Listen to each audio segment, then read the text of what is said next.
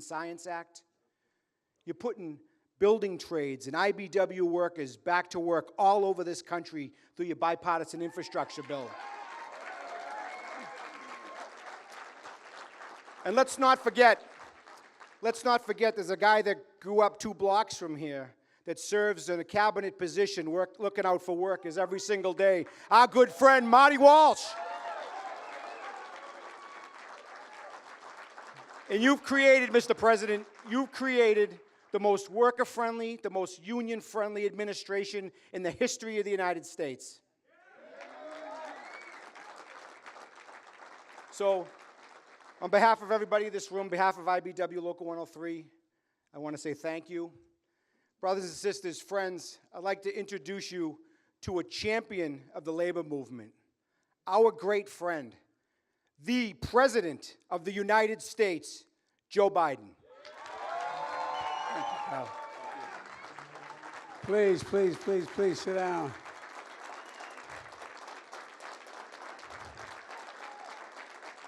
Hey guys, how you doing? Please. Thank you, thank you, thank you.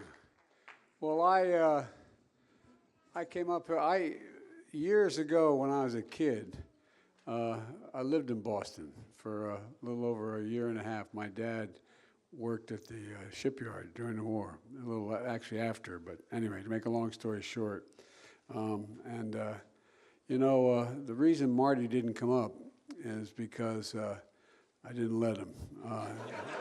No. I said last night I was with him, I said, Marty, come on, why don't you fly up with me tomorrow? And he has something going on with the young kids. He has like 110 kids in Washington doing something today. He said, if I come up, he said, they'll never let me come back. I leave all these kids here. But at any rate, what I really want to find out is how y'all are going to talk to those folk down in Georgia. I mean, you're going to the phone and say, I keep kidding Marty, and Marty Walsh. Well, you still park cars and car bonds up here. And, down there they have bonds, but they don't have cars. Anyway, all kidding aside, what you're doing really makes a gigantic difference. And this is, as Elizabeth can tell you, this is not a joke. Thank you for waving. That I wouldn't be standing here without the IBW. That's not hyperbole. That's the God's truth.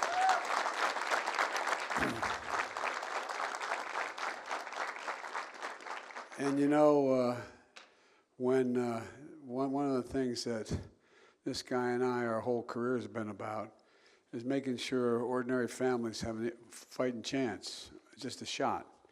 My dad used to say, everybody deserves just a little bit of breathing room. Everybody deserves to be treated with respect. And we all, 3 of us, when we served in the Senate together and now as president and 2 senators, we really do believe that, the middle class, I'm tired of trickle-down economics, where no, for real. It works well for the wealthy, and every once in a while, a middle-class person gets lucky. But I was determined my whole career, and this time when I ran with your help, is to make sure that we built this economy from the middle up out and the bottom up and the middle out. Because when the middle class does well, the poor have a shot, and the wealthy do very well. They don't have any problems. And the middle class is what built this country. But you built the middle class. Not a joke. Not a joke. Not labor. Without the union movement, there would be no middle class. That's what makes us the most unique country in the world. And so I just want to say thank you for all you've done and all you continue to do. And look, folks, this race in Georgia, this is the second time there's been a runoff in 2 years here, is really, really critical. As both your congressmen, both your senators can tell you, that, when you have a vote of 50-50 in the Senate, the good news for that is Vice President, every time she votes, she wins. So, but, that means you got 50 presidents. Anyone can decide to change the direction of the country. And we're a diverse party. But we still have all stuck together on the major issues. And one of the things that we need that 51st vote. I know Reverend Warnock well. First and foremost, he's a man of, and I know you know this too, but I wanted to emphasize it. I measure the people I work with based on their character. Based on their character. You know, when I got elected when I was 29 years old to the Senate, I come from a family that lived in a 3-bedroom home, nice home in a neighborhood with 4 kids and a grandpa lived with a split-level home. So we weren't poor, but we weren't, everything, you know, the end of the month, if gas prices gone up 10 cents, we would have been in real trouble. Not a joke. The things we discussed at the kitchen table. My dad used to say, as I said, every family needs just a little bit of breathing room, be treated with dignity. And one of the things about Warnock is he has real character. He's a truly decent, honorable man. And when I got elected, people used to come to me because I got elected and beat someone in the middle of it when Nixon won my state by, at that time, it was by 64%. And I won by 3,100 votes. We used to be a red state when I started in the state of Delaware. And people would say, well, what's the secret? I want to run. What's the most important thing for me to know? What these two people know. What you're willing to lose over. What are you willing to lose over? If you don't know what you're willing to lose over, you don't have a principle to know why you're running, go do something else. It'll be a hell of a lot easier. You can do better, and you'll a lot less grief. But here's what Warnock knows what's worth losing over. He's not going to compromise on something that a matter of principle for him. And he has real character.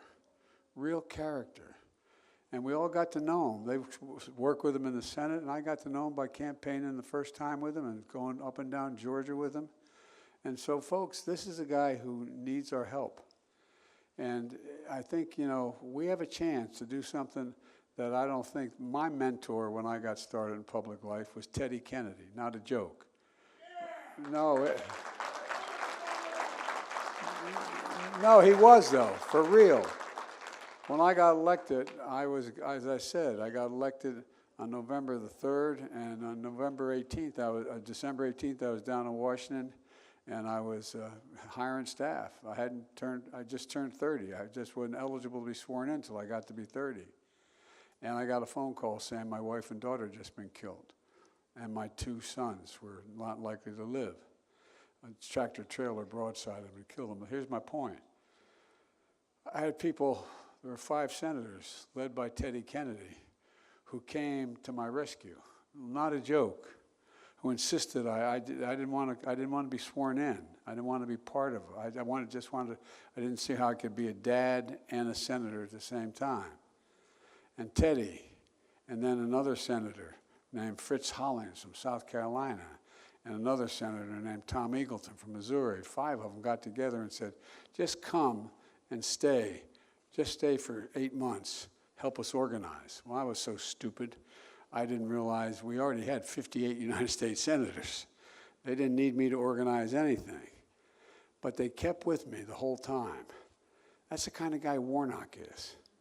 That's the kind of guy Warnock is. He doesn't walk away from people. He doesn't walk away from the people. And folks, things are beginning to change. Georgia, when I got started, we had Democratic senators, but it was a very southern state. Of the things we care so much about, Massachusetts' agenda and Georgia's agenda was kind of different. But things are changing. They're changing in a big way. And you know, this is not a referendum on Warnock. This is a choice between 2 men. One man who does not deserve to be in the United States Senate. There's lots of times both nominees deserve, one just better than the other. One doesn't deserve to be in the United States Senate based on his veracity and what he said and what he hadn't said. The other man is a really, truly decent, honorable guy. So what you're doing makes a gigantic difference. For example, you know, looking down the list here, you know, we're in a situation where we got the legislation passed that wouldn't have been passed were it not for this guy over here named Markey, and that is the Inflation Reduction Act. No, but here's the point. Warnock helped you. He helped. Warnock got engaged. And what it was is the greatest investment in environment and jobs of anything ever written, $368 billion. You know, and it means a great deal, makes a great deal of difference. And by the way, you're international president. The reason I remember I got in trouble for not introducing even though I'd been deeply involved in environmental issues for my whole career. I was getting beat up because I hadn't announced it yet, because wasn't going to do anything until I had labor with me. And labor sat down, and all of a sudden everybody figured out, you know, we're going to put in 550,000 charging stations. And guess who's putting them in? You. No, I'm serious. I'm serious. So, you know, did I say 500? It's not 500. 50 right now to start off with. We're just getting going. But my point is, you got a lot that we're going to get done for the American people. We've created more jobs because of your two senators and because of Warnock than any president has in his first almost 2 years. Over 10,500,000 jobs. Even it surprises me when I say the numbers. But all kidding aside, things are moving. Things are moving. And so we came along and we had the infrastructure bill. You know how much that legislation is? $200 billion. And it's remaking America. I'm trying, for example, so far, your state of Massachusetts got $3.4 billion toward that. Georgia, when you talk to the folks in Georgia, they got $4.8 billion so far. My point is, how can we compete with the rest of the world unless we have the most modern infrastructure in the world? Roads, bridges, internet, the whole thing. But it's all of you. It's labor that's getting this done. And so when you're talking to these folks down in Georgia, let them know. Let them know how important it is for their jobs. For example, your two senators came along with Warnock, and we decided we were going to pass the thing that had to do with building semiconductors. Well, guess what? We invented those suckers here in the United States of America. We modernized them. And then we paid no attention. We kept exporting jobs instead of product. And now, guess what? There's about $300 billion committed to be invested in new factories. And by the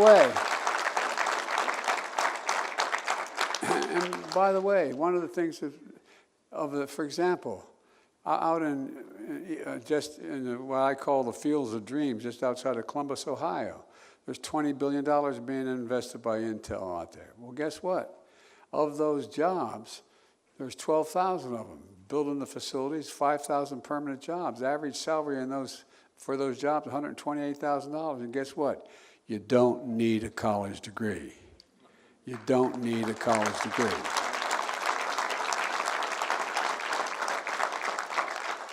So my point is, I'm sorry to go on, but it really matters whether we continue to control the United States Senate in a way that we're not going to be able to have anybody hold us up and not do certain things. And Warnock is the real deal. He's the real deal. And like I said, it's not a referendum to like Warnock and what's happened and not happened. It's a choice between Warnock and Herschel Walker. Now that I found out, I'm not positive, I think I'm right about this, they found out that he uses to get a major tax cut, his primary home is in Texas. I don't know the last time anybody won a seat in the United States Senate from Massachusetts living in Maine. But maybe, I don't know. But look, I'm taking too much of your time. But it really matters. These calls really matter. And today I found out from my staff that this morning there's been a higher turnout in terms of turnout of any time at this stage of the game in early voting. And early voting looks good for us.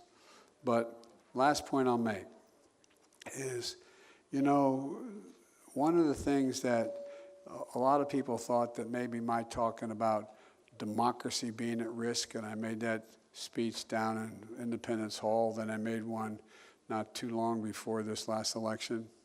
Well, guess what? There were over 330 Republicans running from office who denied the election was legitimate, denied that I got elected president, wanted to make sure the states and local officials could determine who the electors were that go to determine who votes for the President of the United States, the ultimate decision. And we talked a lot about it, all three of us. And what happened was people began to realize 70% of the American people were worried about, is democracy still functioning? Is it still working? Is it going to be square? And so we started spending money, electing state auditors, state secretaries of state, the local people who determine whether or not the votes count. And that's at stake in Georgia too. And so we need to make sure we have Warnock elected. We need to make sure, and he, by the way, he's pro-union. I can't think of anything he hadn't voted for with us. There may be something. I know it's a problem because they're running against him saying he votes 98% of the time with Joe Biden. I wouldn't tell him that on the phone, but so anyway, thank you for what you're doing. Keep it up. Just keep it going. We have to win this election. It will give us 51 votes, and that changes the dynamic of anybody being able to say they want to change what we're going to do. It also is going to bring along some Republicans. And the reason it is, Republicans are having what we Catholics call an epiphany.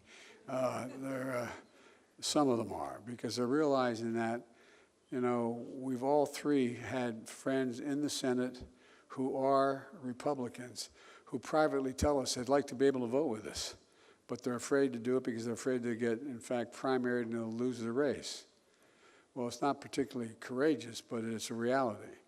And we have 51 votes, and we don't need anybody, and it's going to pass anyway. It's a lot easier to say, well, I voted for it anyway. It was going to pass, than it is when you're the deciding vote.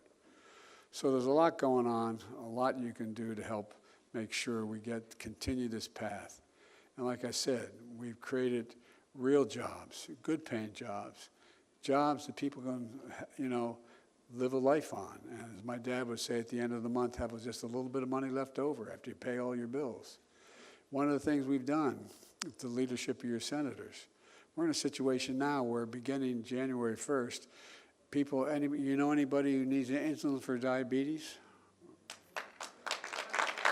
Well, guess what? Instead of paying $400 for shot insulin, it's going to be $35 max you can pay.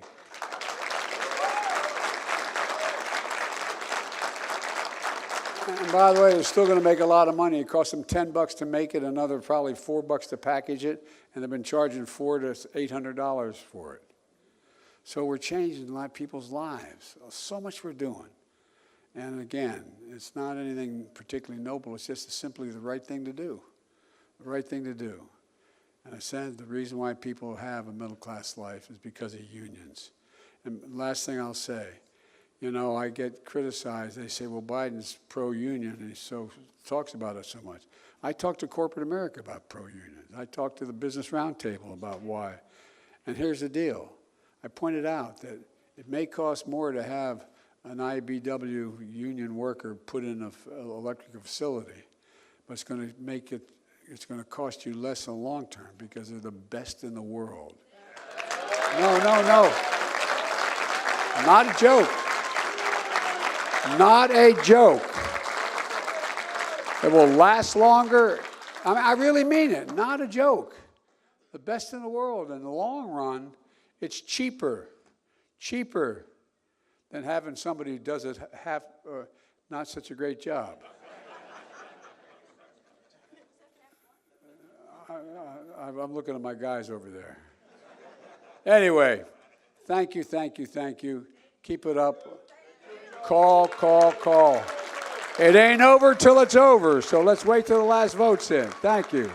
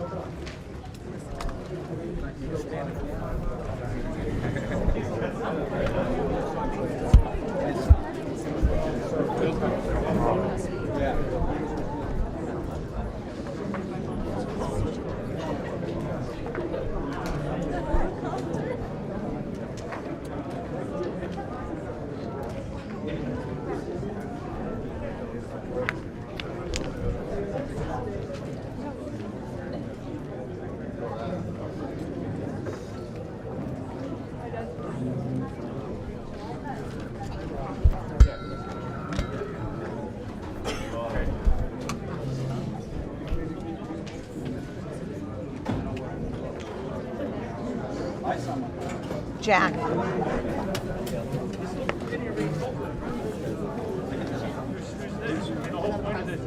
Jack.